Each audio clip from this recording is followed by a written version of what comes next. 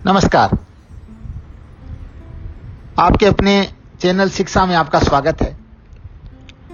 कुछ समय पहले मैंने एक पोस्ट करी थी कि व्यक्ति के जीवन में जितनी भी समस्याएं आती हैं उनके समस्याओं के समाधान के लिए 75% तक सारी समस्याएं केवल कुल की देवी की पूजा करने मात्र से चली जाती है। तो बहुत सारे लोगों ने कमेंट करके मुझसे पूछा कि ये कैसे मालूम करें कि कुल की देवी कौन है, कुल के देवता कौन है और उनकी पूजा कैसे करें। भारत में कई समाज और जाति के कुल देवी और देवता होते हैं। इसके अलावा पितृ देव भी होते हैं। भारतीय लोग हजारों वर्षों से अपनी कुल देवी और देवता की पूजा करते आ रहे हैं। कुल देवी और देवताओं को पूजने के पीछे गहरा रहस्य है जो बहुत कम लोग जानते होंगे।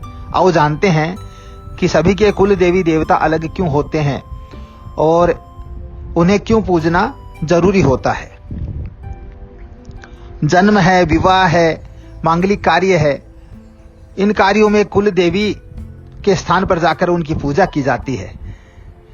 राजस्थान में जात जड़ुला बोलकर भी उनके लिए मनाया जाता है और उनके नाम से स्तुति की जाती है। इसके अलावा एक ऐसा दिन भी होता है जब संबंधित कुल के लोग अपने देवी देवता के स्थान पर इकट्ठा होते हैं। जिन लोगों को अपने कुल देवी और देवता के बारे में मालूम नहीं है या जो भूल गए हैं वो अपनी कुल की शाखाओं और जड़ों से कट गए हैं।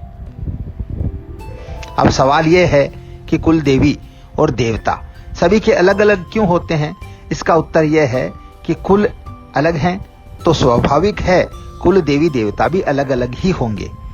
जिनका गोत्र अलग है उसके देवता भी अलग होंगे। दरअसल हजारों वर्षों से अपने कुल को संगठित करने के लिए और उसके इतिहास को संरक्षित करने के लिए ही कुल देवी और देवताओं को एक निश्चित स्थान पर नियुक्त किया जाता था।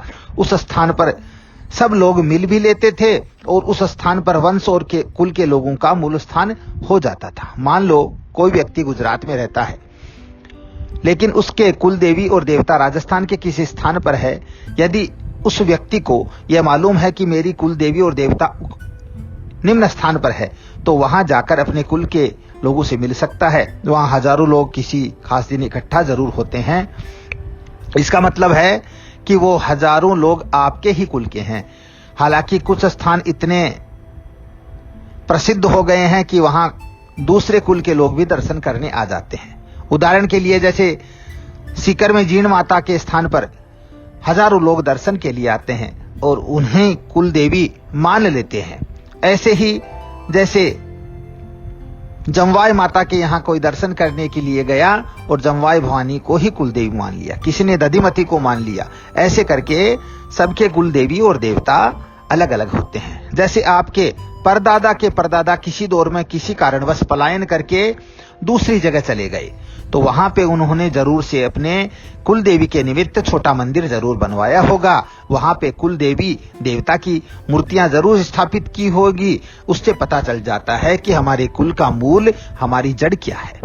यह उस दौर की बात है जब मुगलों ने अपने भारत को तहस नहस कर दिया था, अंग्रेजों ने तहस नहस कर दिया था तो लोगों को पलायन करना पड़ा। ऐसे में अपने साथ में कुल की और जाति के लोगों को संगठित करने के लिए अपनी परंपराएं लेकर गए थे, मंदिर बनवाए थे जहां उनके कुल के बिखरे हुए लोग इकट्ठा हो सके।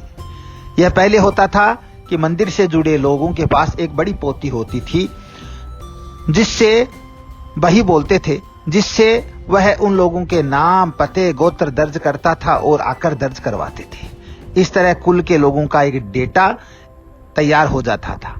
यह वैसा ही था जैसा गंगा किनारे बैठा तीर्थ पुरोहित या पंडा आपके कुल और गोत्र का नाम दर्ज करता है।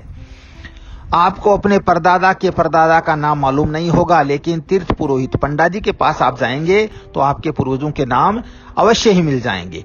अगर फिर भी आपको कुल देवी का पता नहीं है तो अपने यहाँ बही भाट होता है, ब्रह्म भाट होता है, उसके पास कुल देवी का पता मालूम हो जाता है। वहीं पर भी पता नहीं है तो अपने गोत्र के यहाँ पे आप जो लगाते हैं वैसे गोत्र का कोई दूसरा व्यक्ति आपको मिले तो उससे आप पूछ सकते हैं कि आपकी कुल देवी कौन सी है।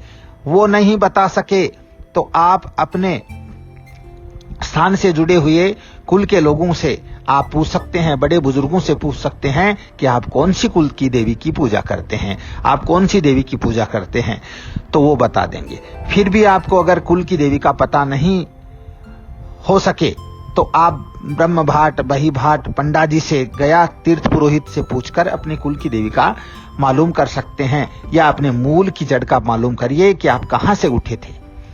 वहां जहां से आप उठे थे वहां के नजदीक के क्षेत्र के किसी पंडा जी से, ब्रह्म भाट से, तीर्थ पुरोहित से पूछकर आप अपनी कुल देवी का मालूम कर सकते हैं। इसी तरह कुल देवी और देवता आपको आपके पूर्वजों से ही नहीं जोड़ते, बल्कि वर्तमान में जिंदा आपके कुल के सब खानदान के हजारों अनजान लोगों से मिलने का जरिया भी बन जाते हैं। इसलिए कुल देवी और कुल देवता को पूजने का विशेष महत्व है।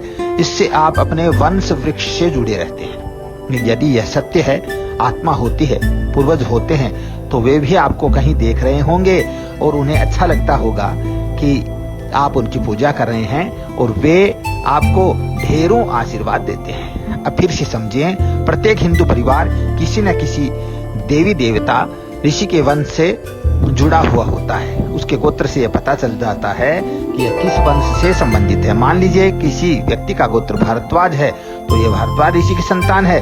कालांतर में भारद्वाज कुल में आगे चलकर कोई व्यक्ति हुआ, उसने अपने नाम से कुल चलाया तो उस कुल के नाम को भारद्वाज गोत्र से जानते हैं।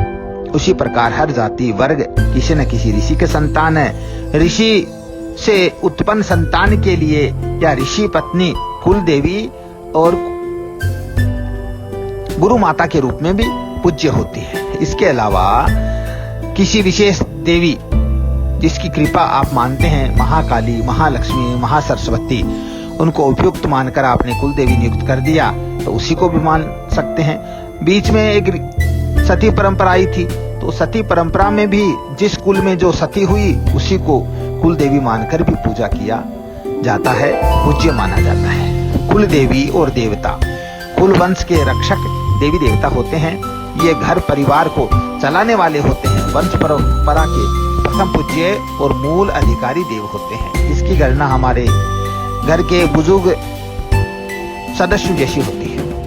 अतः प्रत्येक कार्य में इनका याद करना जरूरी होता है। इनका प्रभाव इतना महत्वपूर्ण होता है कि यदि रुष्ट हो जाएं तो हनुमान जी के अलावा कोई अन्य देवी देवता इनके दुष्प्रभाव या हानि को कम नहीं कर सकता, रोक नहीं सकता। ऐसे यूं समझिए, यदि घर का मुखिया, माताजी, पिताजी आपसे नाराज हो जाएं तो पड़ोस का व्यक्ति आपका भला नहीं कर सकता, क्योंकि वो बाहरी होते हैं। इसलिए गीता में भी इस संबंध में विस्तार से उल्लेख मिलता है कि कुल का नाश कैसे होता है। ऐसे अनेक परिवार हैं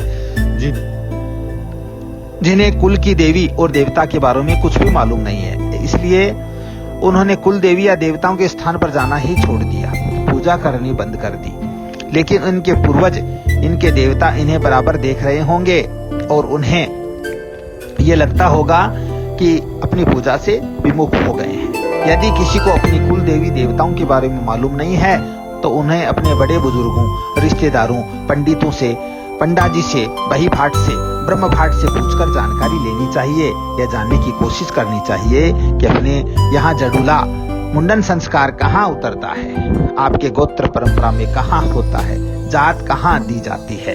विवाह के बाद में, विवाह संस्कार होने के बाद में आशीर्वाद कहाँ लिया जाता है। इस तरह से अवश्य ही पता चल जाएगा कि अपने कुल की देवी कौन है। उनकी आराधना करें, उनकी पूजा करें। अगर नहीं करेंगे, अगर कुल की देवी की पूजा अर्चना छोड़ देंगे तो कुछ वर्षों तक तो विशेष खास परिवर्तन नहीं होगा, लेकिन धीरे धीरे देवताओं का सुरक्षा चक्र जब हटता है तो परिवार में दुर्घटनाएं होती हैं और दुर्घटनाओं का दौर जब शुरू हो जाता है तो बड़ी कठिनाइयां आ जाती है, उन्नति रुक जाती है, गृह क्लेश हो जाता है, उपद्रव हो जाता है, अशांति हो जाती है, वंश नहीं चलता, पिता से पुत्र लड़ने लगता है, वंश परंपराएं ढंग से नहीं चलती। इसलिए अगर कुल की देवी पूजा करें तो सारी मनोकामनाएं सिद्ध होती है। जय मां, जय मां।